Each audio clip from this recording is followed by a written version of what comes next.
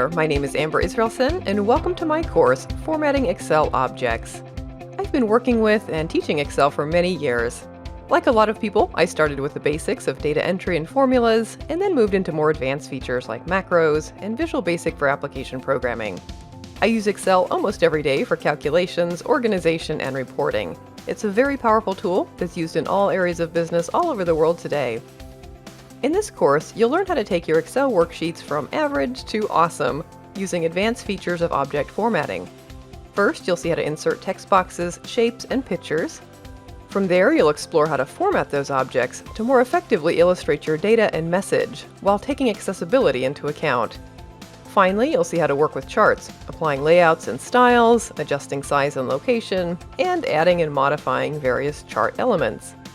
When you're finished with this course, you'll have an advanced understanding of Excel objects and how to format them for maximum effect.